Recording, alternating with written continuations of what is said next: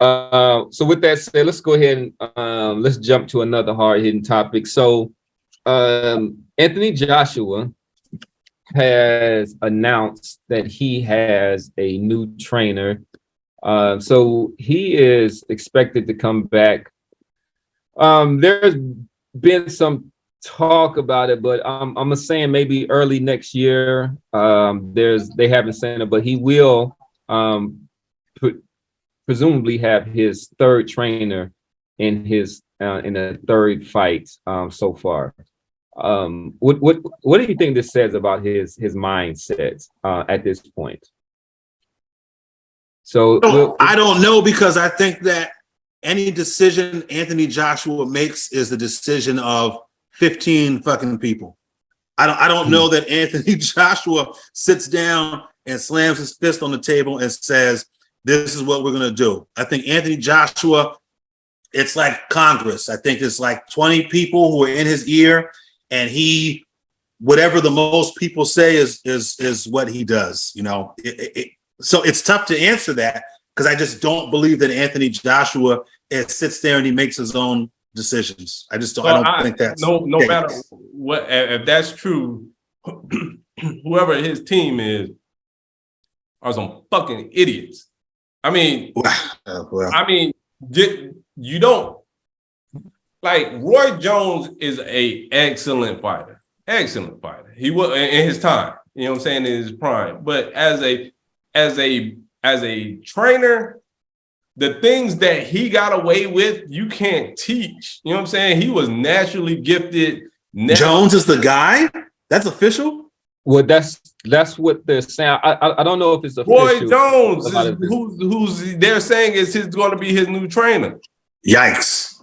So yeah, it's exactly what I'm saying. Like, look, he naturally, you know what I'm saying? As a fighter, he was the shit. But as the coach, he's real shitty. You know what I'm saying? And then I'm like, I don't understand why, like when we brought this up months ago, we were like, hey, if you're a heavyweight, you're a big guy, there's one team at the top of the list that you need to go to. Ooh, you were talking about the Stewart family? Yes. Yeah, but that's off the table for obvious reasons, right? It's not off the table, because you remember we were saying that, you know, Fury let him go. Fury, he wasn't with Fury with his last fight. Sugar Hill wasn't with Fury for the last fight. You remember? I don't remember that. No. We talked about it. Sugar Hill wasn't with him, and then we thought because of the Canahan stuff, and then him can't come in the United States. It was a whole bunch of stuff that we were like, yeah, that Stewart was not in Fury's camp the last fight. Not Stewart, but you mean Sugar Hill, right? Sugar Hill. Oh, I'm sorry, I did say Stewart. Yeah, Sugar Hill. That I did not know. Well, that that is Dillian interesting. White. Are you saying that against Dillian White that Sugar Hill wasn't in his corner? Yeah, damn. Well, if that's the case, that changes things. Obviously, we talked about it, man. We definitely talked about it, man. So yeah, I remember we talked about it, but I don't know if it was ever confirmed. I mean, if you say so. I mean, like, yo, wherever that Kronk lineage is, that's who he needed to go to. Yeah, I don't know if that's necessarily true, man. There's a lot of good coaches out there, man. And for heavyweight, what's it called? My man from Texas, Ronnie Shields. What about? I mean, there's Ronnie Shields. There's Ronnie. I can see Ronnie Shields. Because you know what I'm saying. He could say he's almost like a bigger Holyfield. Yeah, I mean, I just don't know that Sugar Hill is the only. First of all, I don't know that the answer to Anthony Joshua's problems lies with a boxing trainer. I believe it lies more so with a psychologist, clinical psychologist, than it does with a trainer. You could have Customato, motherfucking Georgie Benton, Eddie Futch all combined into one person, and it might not be able to fix Anthony Joshua's problems. So So Randy, I'm looking here, and I'm pretty sure Sugar Hill was training Tyson Fury against Dillian White, because right here he's doing an interview. They talked about, he's kind of joking like, we didn't work on the uppercut, we worked on the push, right? Because there was if you remember in that fight, there was a bit of a push and then the uppercut. I mean, who was his trainer? Who was his trainer for that? It wasn't Ben Davison. Who's training for what?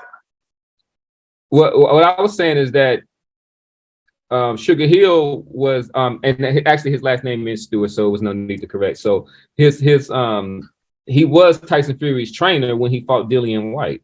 I thought it, yeah. Maybe I was wrong. Now, what happened was when he announced that he was going to fight Derek Chisora, he had brought out this guy.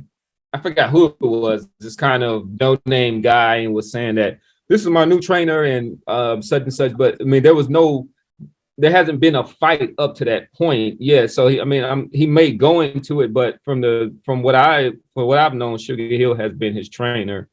Okay, but I'm wrong then. But still, but that goes back to still, you don't put no fucking Roy Jones. Roy Jones is not the answer. I wonder what factored into that decision to pick Roy Jones. I hope it wasn't. I think it may be speculation. I'm not sure if anything is solidified. Yeah, right. I'm not even sure if he's even gonna. I even heard some rumor about him maybe taking off a year or something to that effect.